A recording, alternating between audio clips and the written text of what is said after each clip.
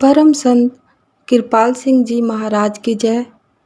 ताई हरदेवी जी की कृपाल की यादें। एक बार डेरा ब्यास पहुंचने पर बाबा सावन सिंह ने मुझे अपने प्रयोग किए फटे पुराने 2 तौलिए दिए और हिदायत की, ये आगे किसी और को मत देना। हमारे लिए यह एक रूहानी उपहार था। रास्ते में हम संत कृपाल सिंह जी को इस उपहार के बारे में बताने के लिए लाहौर पहुँचे। संत कृपाल सिंह जी हमें देखकर बहुत प्रसन्न हुए। उनकी आंखों से आंसू बह रहे थे तथा साथ ही हमारे भी आंसू बह निकले। सत्संगियों का आपसी मिलाप प्रभु कृपा से ही होता है। उस समय मैंने बताया कि बाबा जी ने मुझे यादगार के तौर पर अपने 2 तौलिए दिए हैं और साथ ही हिदायत की है कि ये आगे किसी को मत देना। संत कृपाल सिंह जी ने उन तौलियों का दर्शन कराने को कहा। वह समय बड़ा पवित्र था, जिसके बारे में वही जानता है जिसने वह अपनी आँखों से देखा है। वातावरण सतगुरु प्रेम और भक्ति से भरपूर था। लगातार रोते हुए संत कृपाल सिंह जी ने वे तौलिए अपने हाथों में लिए, हृदय से लगाए और फिर सिर पर रखे। जब मैंने वे तौलिए वापस लेने चाहे तो वे उन्हें जुदा न कर सके। उन्होंने रात के 4 बजे तक रोते हुए वे तौलिए अपनी छाती से चिपकाए रखे।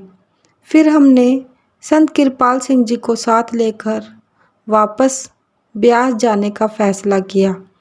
जब हम सुबह 6 बजे के करीब वहाँ पहुँचे और तौलियों के बारे में लिखी संत कृपाल सिंह जी की कविता बाबा जी को सुनाई तो यह उनके दिल पर मार कर गई और उन्होंने कहा, कृपाल सिंह, मैं तेरा हूँ, मेरा सब कुछ ही तेरा है। उन्होंने अपना हाथ कृपाल सिंह के सिर पर रखकर कहा, मेरा सब कुछ तेरा है। बाबा जी ने वे तौलिए संत कृपाल सिंह को देने के लिए कहा। हिचकिचाहट में मैंने बाबा जी को बताया कि आपने तो मुझे हिदायत की है कि ये तौलिए आगे किसी को मत देना, इसलिए मैं नहीं दे रही।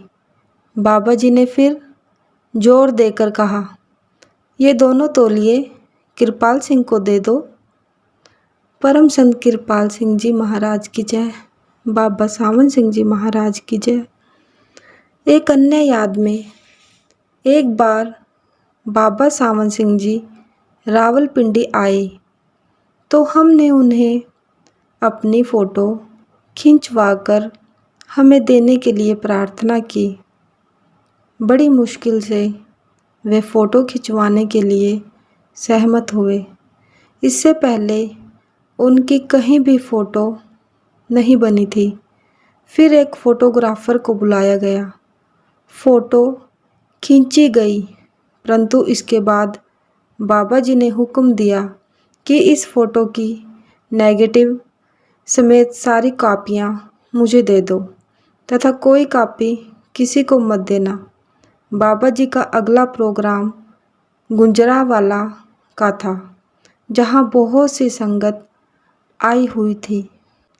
लोगों को पता चल गया कि बाबा जी ने राजा राम के पास फ़ोटो खिंचवाई है, परंतु साथ ही हुक्म दिया है कि यह किसी को न दी जाए।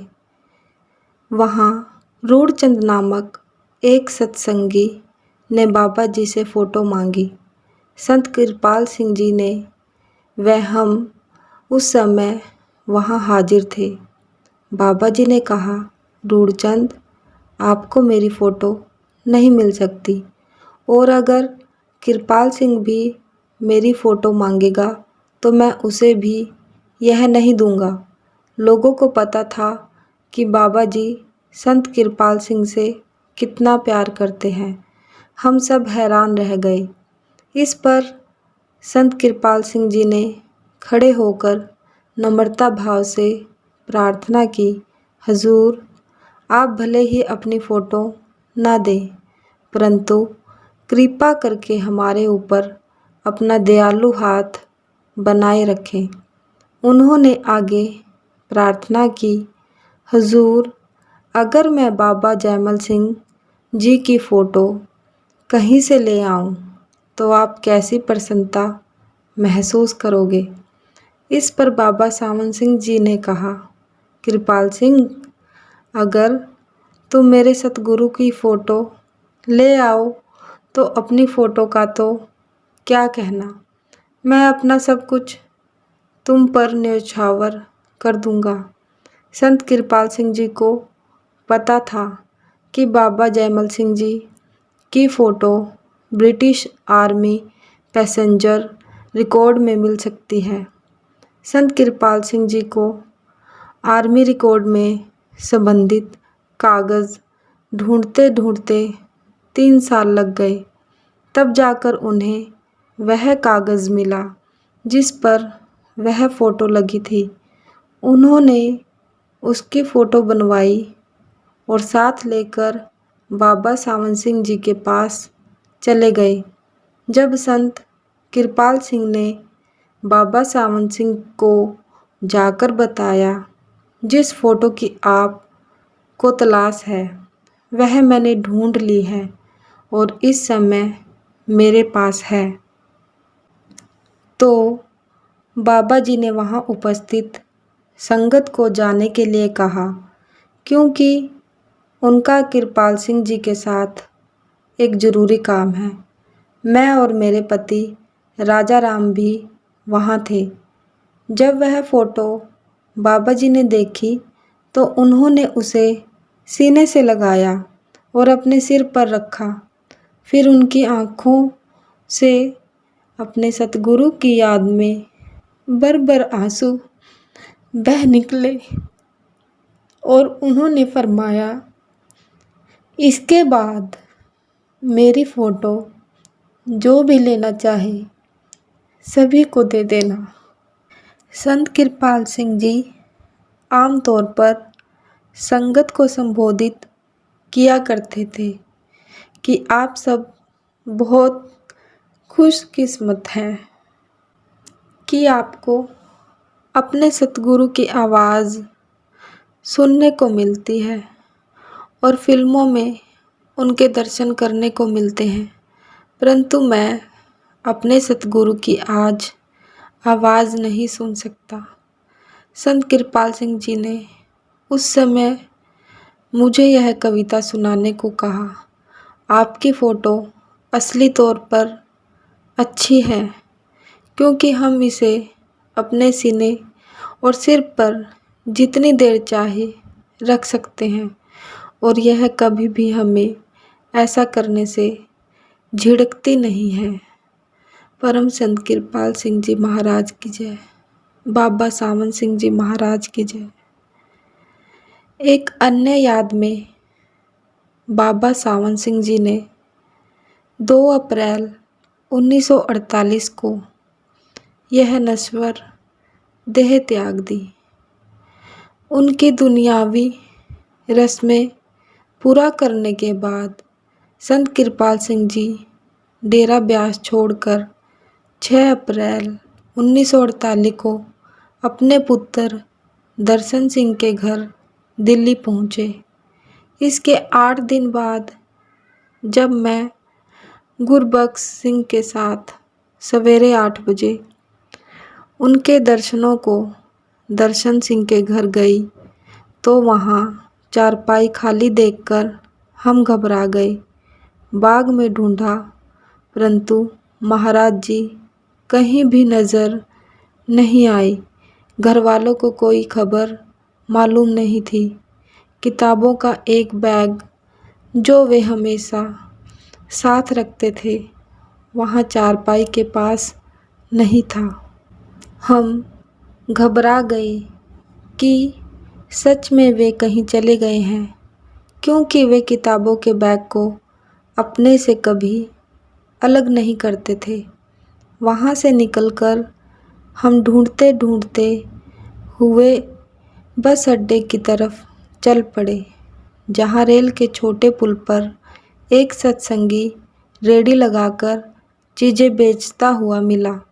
पता करने पर उसने बताया कि मैंने उन्हें देखा है और उन्होंने आधा घंटा पहले हरिद्वार के लिए बस पकड़ी है।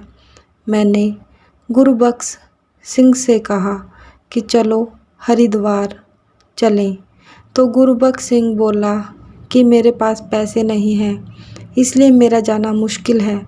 इस पर अगली हरिद्वार जाने वाली बस से मैं टिकट लेकर बैठ गई और गुरबख्श सिंह से कहा कि अगर महाराज जी का मुझे कहीं पता चलेगा तो मैं आपको खबर कर दूंगी। हरिद्वार पहुंचकर मैं ढूंढती रही, परंतु कहीं नज़र न आई।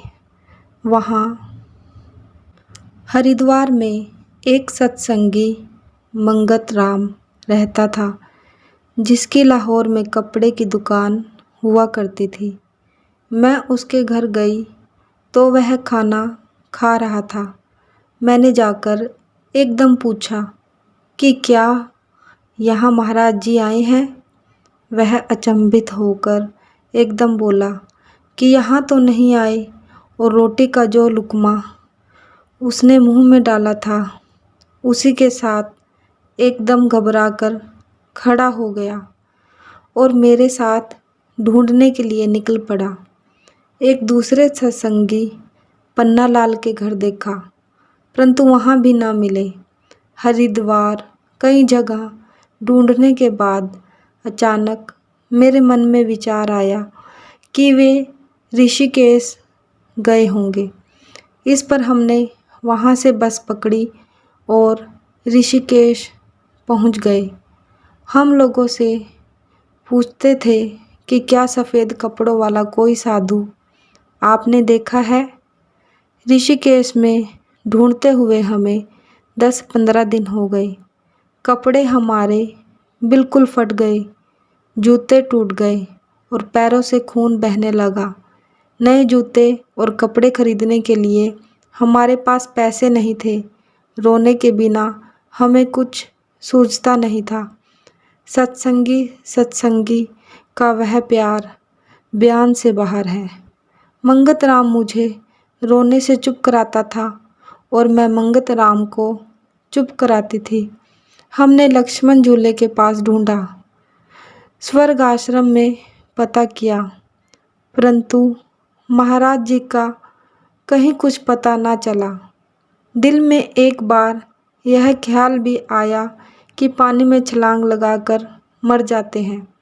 फिर हम लक्ष्मण झूले के पास भिखारियों के ठेकेदार से मिले, जिन्होंने वहाँ भिखारी बिठाए होते हैं और उनको नामात्र पैसे देकर बाकी खुद रख लेते हैं। हमने उससे कहा कि हमारा एक आदमी इधर गुम हो गया है, शायद यहाँ बैठने से मिल जाए। आप हमें भिखारियों में शामिल कर लो और जितने भी पैसे मिलेंगे हम हिसाब अनुसार आपको दे देंगे। हमें क्योंकि मांगना नहीं आता था, इसलिए हमें पैसे भी कोई नहीं दे रहा था। कुछ दिन बाद ठेकेदार ने कहा कि अगर आप पैसे नहीं मांगोगे तो मैं आपको यहाँ से उठा दूँगा। हमने उससे प्रार्थना की कि हम अब ज़रूर मांगना शुरू करेंगे।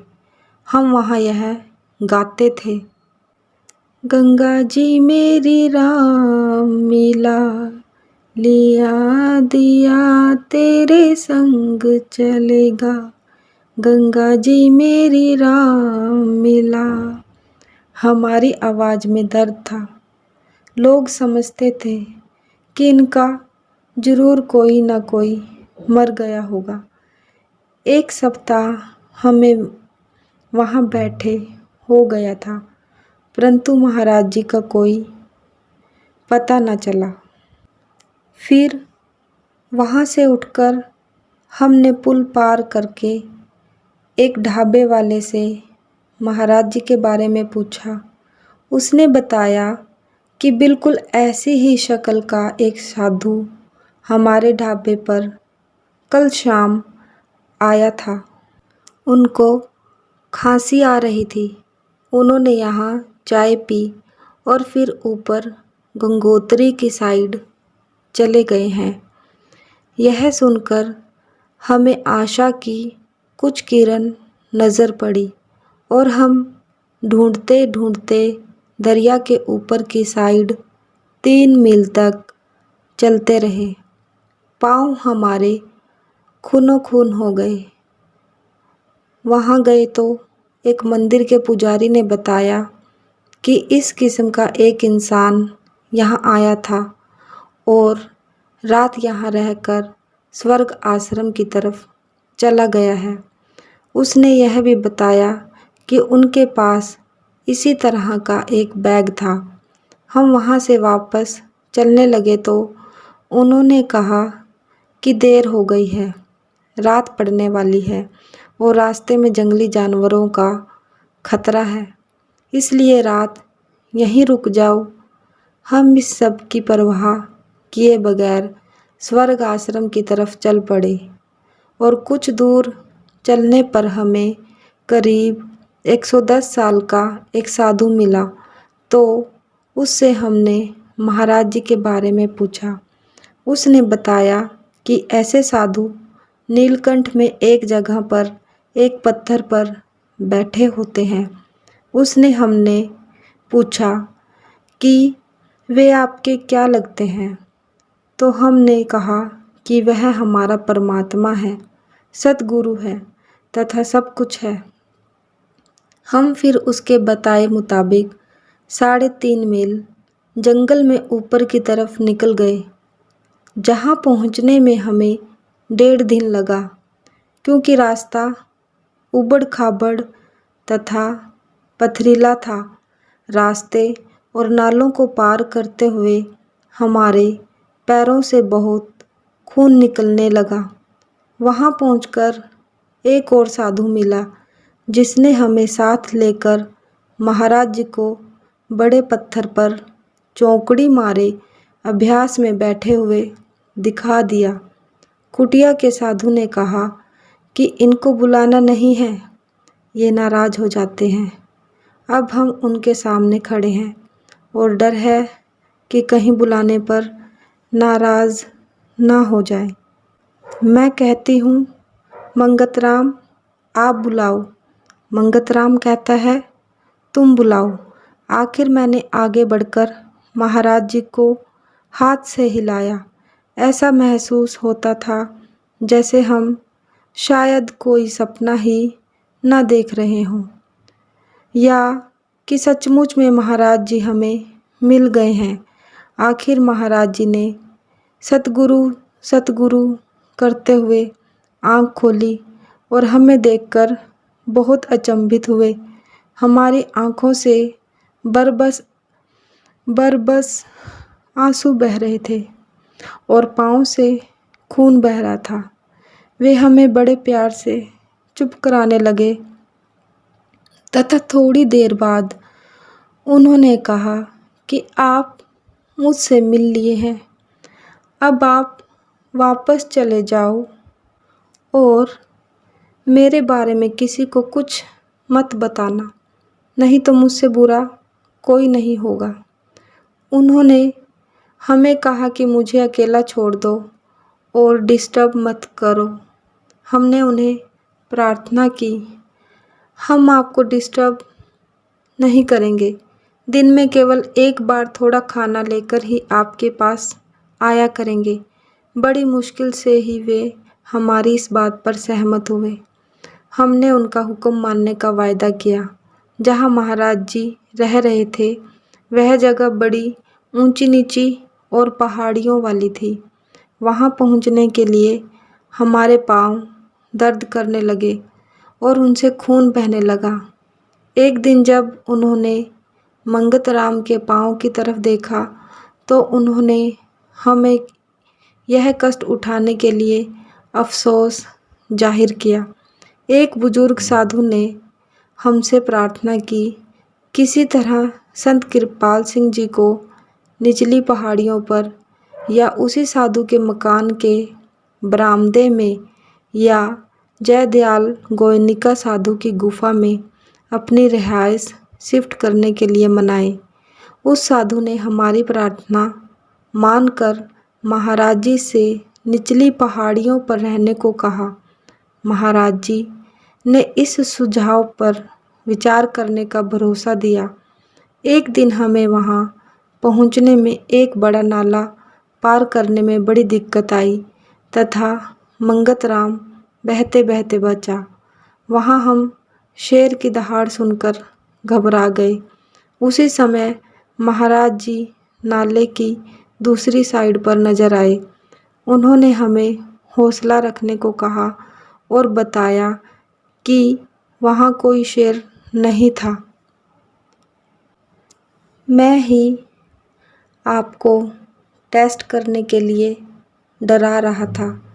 उन्होंने कहा कि नाले के आधा मील ऊपर जाकर एक पत्थर से नाला पार कर लो। फिर उन्होंने खाना खाया। अगले दिन हमारी मुश्किलों को दूर करने के लिए वे नीचे जयदयाल गोयनिका साधु की गुफा में आकर रहने लगे। हम वहाँ से 1 मील दूर स्वर्ग आश्रम में रहते थे। कभी कभी वे 2-2 दिन लगातार अभ्यास में मगन रहते और हमें खाना खिलाए बगैर वापस लौटना पड़ता। परम संत कृपाल सिंह जी महाराज की जय। बाबा सावन सिंह जी महाराज की जय। धन सतगुरु, धन सतगुरु, धन सतगुरु। सतगुरु तेरा ही आसरा, सतगुरु तेरा ही आसरा।